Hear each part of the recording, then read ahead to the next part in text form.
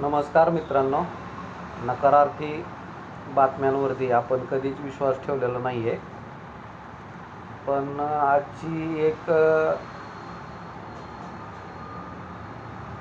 गोष्ट आहे जी बऱ्याच दिवसांपूर्वी माझ्या निदर्शनास आलेली आहे. तरी स्थानिक लेवलला त्याची पडताळणी करून सत्यता शोधावी.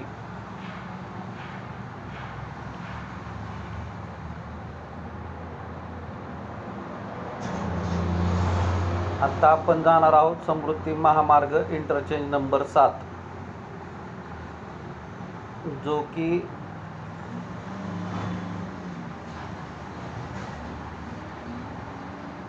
अमरावती डिस्ट्रिक्टच्या मॅपमध्ये दक्षिणेला अमरावती यवतमाळ रोडला नेरच्या उत्तरेला दर्शवण्यात येतो. बारकाईने पाहण्यासारखी गोष्ट आहे. आशा करतो की मी चुकीचा ठरो. आता आपण समोर जी नक्षी पाहत आहोत तर हे मेन मार्गिकेला वर्तुळाकृती आणि महिरपामध्ये चौफुली देण्यात आलेली आहे. पण थोडंसं सविस्तर पाहिलं असता आशा करतो की माझं परीक्षण चुकीचं असावं आणि सत्य परिस्थिती माझ्या मताच्या विपरीत असावी. इथे ही नक्षी जी आहे तर हे अधिग्रहित जमिनीचा महिरप दर्शवते. तसेच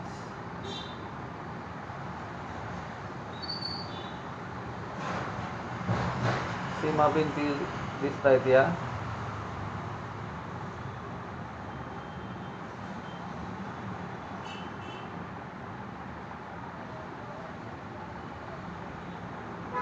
तर आशा करतो की डबल ट्रम्पेट इंटरचेंजची नक्षी इथं दिसत आहे.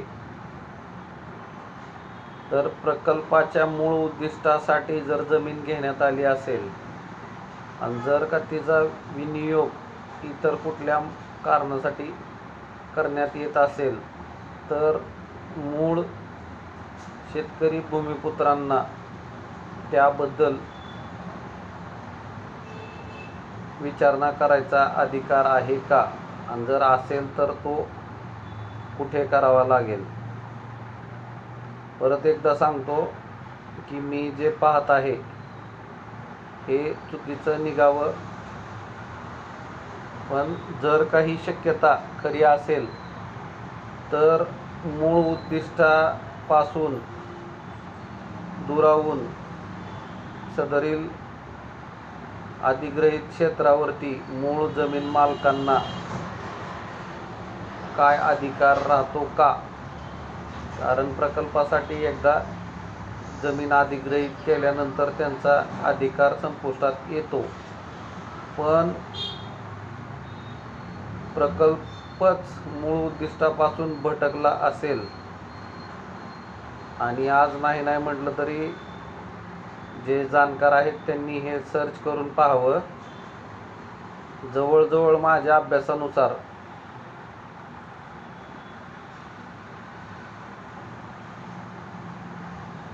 100-125 हेक्टरचं क्षेत्र आहे. म्हणजे जवळजवळ 300-325 एकरचं हे क्षेत्र आहे. जर का मी पाहत आहे ही शक्यता जर खरी असेल, जर का सदरील जमीन ही डबल ट्रम्पेट इंटरचेंजसाठी अधिग्रहित करण्यात आलेली असेल आणि तिथं डबल ट्रम्पेट इंटरचेंज न होता एक छोटंसं असं वर्तुळाकृती इंटरचेंज केलेला असेल तर सदरील जमिनीवरती मालकी हक्क जरी प्राधिकरण आणि प्रशासनाचे असले तरी हे आपल्याला पटतं का? तर त्याबद्दल पुढील विकल्प काय काय असू शकतात मूळ जमीन मालकांसाठी, आणि इथून पुढच्या प्रकल्पांमध्ये जर का ही गोष्ट खरी असेल तर डबल ट्रम्पेटसाठी जमीन अधिग्रहित केली आणि इथे एक छोटं वर्तुळाकृती इंटरचेंज करण्यात आलं, तर अशा मूळ प्रकल्पाच्या उद्दिष्टासाठी अधिग्रहित केलेल्या जमिनी जर का तसा प्रकल्प किंवा तसे गरजेची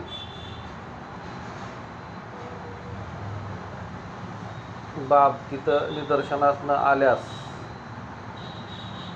पुढील पर्याय काय? सगळ्यांसाठी, सरकार असेल, प्रशासन असेल, प्राधिकरण असेल, शेतकरी, भूमिपुत्र, कष्टकरी, मूळ मालक, सगळ्यांसाठी हा प्रश्न आहे. परत एकदा सांगतो की मी दाखवत असलेली गोष्ट चुकीची असावी, पण आत्तापर्यंतचा जो काही माझा अभ्यास पाठपुरावा आहे त्या अनुषंगाने जर ही शक्यता जर खरी ठरत असेल, डबल ट्रम्पेटऐवजी छोटंसं तिथं गोल वर्तुळाकृती करून सदरील अधिग्रहित जमीन अशीच पडून राहणार असेल, तर भविष्यामध्ये जमीन अधिग्रहणावरती विश्वास ठेवावा का, की ज्या मूळ उद्दिष्टासाठी जमीन घेतली जाणार आहे तिथं तोच प्रकल्प होणार, आणि जर का तो होणार नसेल तर त्याबद्दल मूळ जमीन मालकांचे हक्क अबाधित राहतात का, आणि नसतील तर का नाही. सगळ्यांसाठी आत्मपरीक्षण करायला लावणारी गोष्ट आहे. आशा करतो, परत एकदा सांगतो की मी जे ऑब्झर्वेशन केलं आहे ते चुकीचं ठरावं आणि तसं काही निघू नये. पण जर का तशा काही शक्यता असतील तर याचं उत्तर कोणाकडे असेल?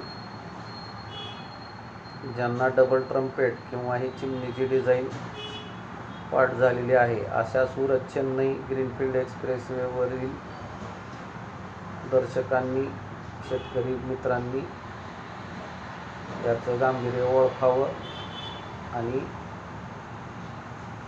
जर काही गोष्ट खरी असेल तर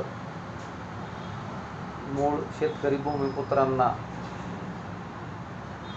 प्रशासन, प्राधिकरण आणि सरकारतर्फे अशी काय विश्वासार्ह गोष्ट असू शकते जेणेकरून आपण खात्री करून घेऊ शकतो की ज्या उद्दिष्टासाठी, ज्या कारणासाठी जमीन अधिग्रहण झालेलं आहे तोच प्रकल्प तिथे होईल, किंवा न झाल्यास पुढचे पर्याय.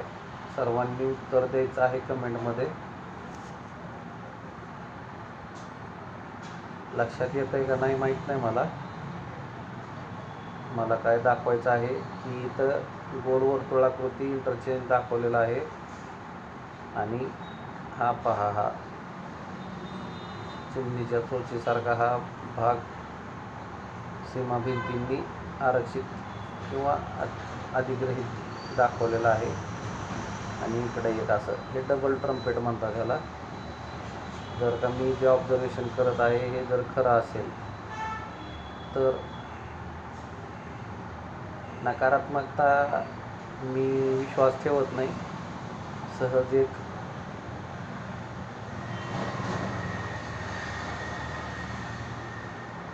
ऑब्झर्वेशनला काय म्हणू शकतो, निरीक्षण माझ्या दृष्टिक्षेपात आलं म्हणून आपल्या दर्शक प्रेक्षकांसाठी. मग त्याच्यामध्ये सरकारमधीलही असू शकतात दर्शक, प्राधिकरणातले असू शकतात, प्रशासनातले असू शकतात. विषय कुठला आपल्याला कोणावरती कसलंही लांछन लावायचं नाही आहे. सत्य असत्य जे काही असो, एक शक्यता म्हणून सर्वांनी या गोष्टीकडे पाहायचं आहे आणि कमेंटमध्ये आपला अभिप्राय कळवायचा आहे, आणि तोच अभिप्राय तुम्ही 9307616630 या व्हॉट्सअप नंबरवरती देखील कळवू शकता.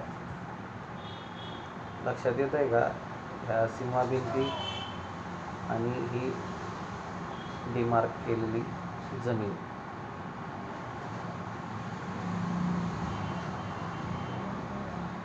समृद्धी महामार्ग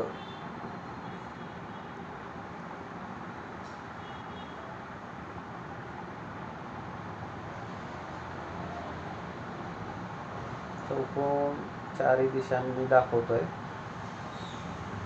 ज्यांना माझा अभ्यास माहिती हायवेबद्दलचा आणि ज्या डोक्यात कुठलाही प्रश्न पडणार नाही, समृद्धी महामार्गाबद्दलही आपल्याला काही नकारात्मक भाष्य करायचं नाही आहे. फक्त एक शेतकरी भूमिपुत्र म्हणून जो कोणी आहे, कोणी काय आभाळातून पडलेलं नाही, कोणी ना कोणी आपापल्या गावचा शेतकरी भूमिपुत्र आहे. मग तो सरकारमधील असो, प्रशासनातील असो, प्राधिकरणातील असो किंवा मूळ शेतकरी भूमिपुत्र असो. न्यायपालिका वगैरे विषय नाही, एक सहज चर्चा म्हणून जर का अशी परिस्थिती भविष्यात कधी ओढवली असेल, समृद्धी महामार्गाच्या नकारात्मक गोष्टींबद्दल मला चर्चा करायची नाही आहे, हे लक्षात ठेवा. माझा प्रश्न एकच आहे की आम्ही जे क्रेझी आहोत इन्फ्रास्ट्रक्चरबद्दल, की जे दिवस रात्र फक्त इन्फ्रास्ट्रक्चर आणि इन्फ्रास्ट्रक्चर म्हणजे भविष्यातील महाराष्ट्र आणि एकंदरीतच भारताच्या